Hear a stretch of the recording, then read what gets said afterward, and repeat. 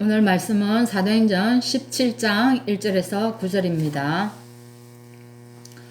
그들이 암비불리와 아볼로니아로 다녀가 데살로니가에 이르니 거기 유대인의 회당이 있는지라. 바울이 자기의 갈래대로 그들에게로 들어가서 새 안식일에 성경을 가지고 강론하며 뜻을 풀어 그리스도가 해를 받고 죽은 자 가운데서 다시 살아나야 할 것을 증언하고 이르되, 내가 너희에게 전하는 이 예수가 곧 그리스도라 하니, 그 중에 어떤 사람 곧 경건한 헬라인의 큰 무리와 적지 않은 기부인도 근함을 받고 바울과 실라를 따르나, 그러나 유대인들은 시기하여 저자의 어떤 불량한 사람들을 데리고 때를 지어 성을 소동하게 하여 야손의 집에 침입하여 그들을 백성에게 끌어내리고 찾았으나, 발견하지 못하며 야손과 및 형제들을 끌고 업장들 앞에 가서 소리질러 이르되, 천하를 어지럽게 하던 이 사람들이 여기도 이르매 야손이 그들을 맞아 들였도다. 이 사람들이 다 가이사의 명을 거역하여 말하되, 다른 임금 곧 예수라 하는 이가 있다 하더이다 하니, 무리와 업장들이 이 말을 듣고 소동하여 야손과 그 나머지 사람들에게 보석금을 받고 놓아 주니라. 아멘. 오늘 말씀은 세계복음화를 시작하라입니다. 우리 사실 세계복음화를 시작하고 있죠. 혹시 마음이 조금 느슨해졌다면 오늘 말씀을 통해서 우리 다시 한번 우리 마음을 다잡는 그런 시간 되기를 바랍니다. 사실 지금 우리에게 많은 복음의 메시지가 선포되어지고 있습니다. 우리가 복음을 깨닫기 전에는 이 말씀을 듣기가 참 어려웠고 힘이 들어서 우리도 잘 알지 못해서 그때는 종교생활 할 수밖에 없었고 율법에 사로잡혀 살 수밖에 없었고 신비적인 것을 자꾸 쫓아다녔습니다. 그런데 지금 우리가 이 복음을 깨닫고 난 이후에는 우리가 마음만 먹으면 이 복음을 마음껏 들을 수 있는 그런 시대가 되어졌습니다. 그래서 아무리 우리가 복음을 많이 듣는다 할지라도 우리 마음 상태가 중요합니다. 이 복음이 내가 믿어지고 내 것이 되어져야 한다는 것입니다. 그러면 이 복음뿐만 아니라 이 복음이 내 것이 되어질 때 사실은 기도도 되어지고 또한 전도도 되어지는 것입니다. 기도와 전도도 마찬가지인 것입니다. 즉 뭡니까? 이것이 내 것이 되어져야 한다는 것입니다. 즉 이것을 두고 우리가 요즘 뭐라고 얘기합니까? 복음의 개인화입니다. 복음의 개인화가 사실 어떨 때 복음의 개인화가 중요하다는 걸 느껴집니까? 어려움이 왔을 때, 힘들어졌을 때. 지금 우리 사회적으로 어떻습니까? 코로나가 와가지고 다들 힘듭니다. 근데 우리가 이 시기에 정말 복음의 개인화가 되어진 자들은 어떻게 합니까? 어떻게 하면 예배를 드릴 수 있을까? 어떻게 하면 우리가 교회 가서 말씀을 들을 수 있을까? 여기에 많은 몸부림을 칩니다. 그런데 이 개인화가 되어지지 않고 말씀이 내 것이 되어지지 않게 되면은 이 시간에 우리가 어떻게 나태해집니다. 그래서 우리가 세상과 타협하게 되고 또 예배 드리는 것이 우선순위가 뒤로 밀려가기도 합니다. 그래서 복음의 개인화는 참 중요한 것 같습니다. 그래서 하나님의 것을 오늘 말씀에 하나님의 것을 나의 것으로 만드는 것을 인생의 편집이라고 얘기합니다. 인생을 편집하는 거라고 얘기하는데 우리가 앞으로 이 정갈 복음이라든지 나의 기도 제목과 이래 전도를 찾아야 하는 것입니다. 그렇게 되어질 때 우리가 어떻습니까? 저절로 24시 기도의 상태로 들어가게 되어지는 겁니다. 그때에 우리 학업과 우리 업이 그죠? 전 세계 살릴 수 있는 237을 살릴 수 있는 치유 서밋의 응답으로 연결되어지는 것입니다. 그래서 이 응답을요 오늘 체험하는 그래서 세계복음화를 시작하는 그런 시간 되기를 바랍니다. 우리 첫 번째 하나님의 시선이 향하도록 편집하라라고 얘기를 합니다. 하나님의 시선이 어디를 향하도록요? 나에게 향하도록. 그죠? 근데 하나님 시선이 어떤 곳에 향하게 됩니까? 그죠? 하나님의 시선은 하나님의 것을 보는 자에게 향하게 되어진다는 겁니다. 하나님의 것을 보는 자. 하나님의 것이 뭡니까? 생명 살리는 것이 않습니까? 그죠?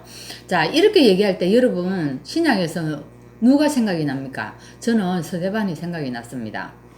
신약에서 보면, 이 스데반이, 해당에서 이래 이제, 복음을 얘기합니다. 근데 어떤 자들이요, 이 스데반하고 같이 이 복음을 어째 변론을 하지 않습니까?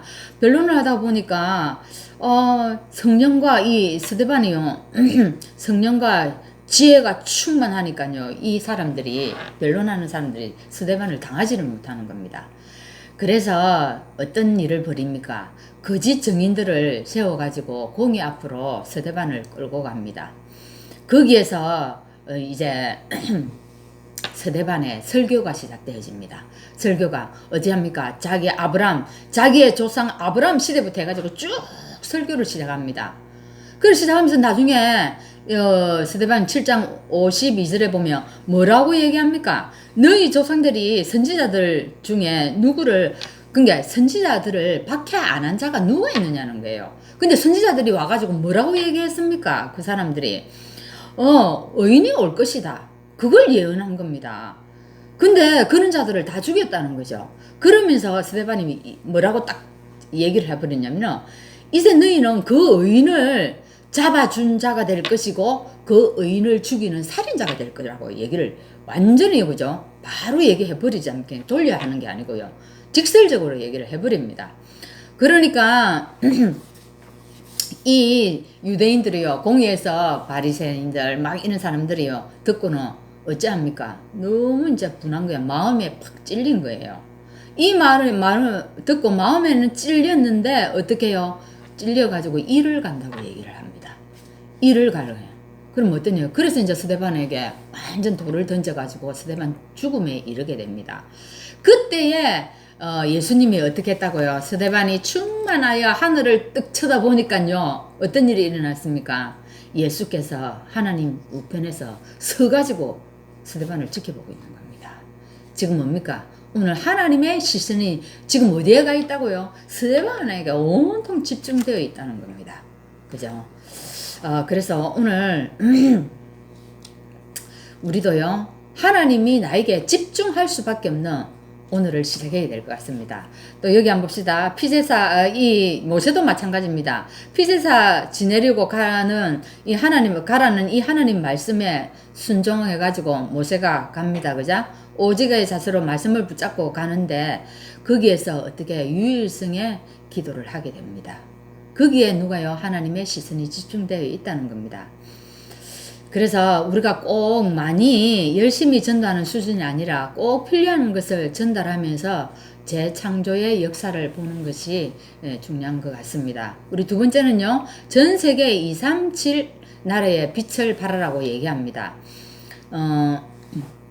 여러분, 하나님과 통하는 대표적인 플랫폼이 있다고 합니다. 그것이 현장과 교회입니다. 왜? 플랫폼이라면 모든 사람들이 들어오는 곳이 그게 플랫폼이지 않습니까?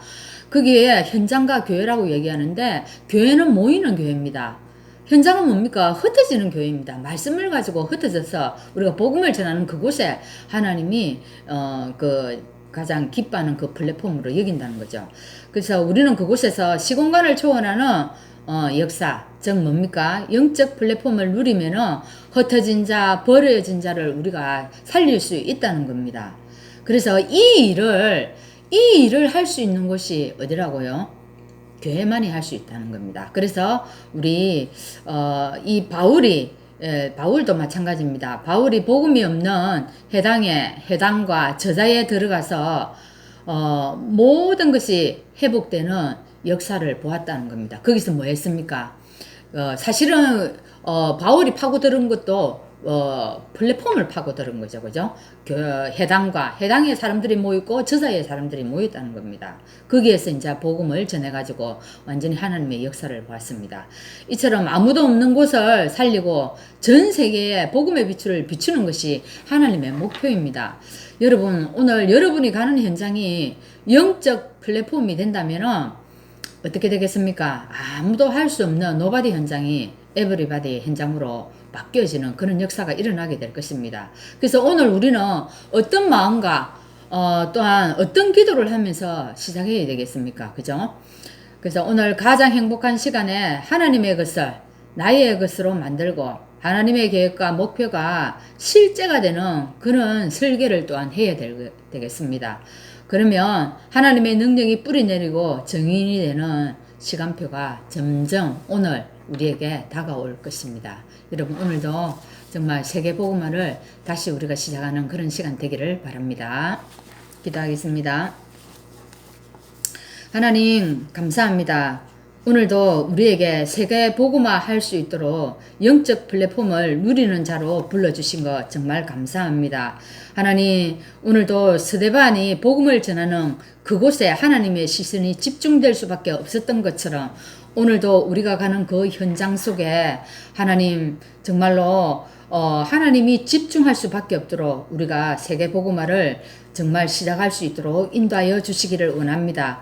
지금도 복음을 알지 못하고 하나님 지금도 하나님 어려움 속에 있는 자들이 참 많고 내 주위에 하나님 그런 자가 분명히 있습니다. 오늘 그 현장을 볼 수 있는 영적인 눈이 열려지고 우리가 영적 플랫폼의 축복을 누리는 하루가 될 수 있도록 인도하여 주옵소서. 예수 그리스도 이름으로 기도합나이다. 아멘.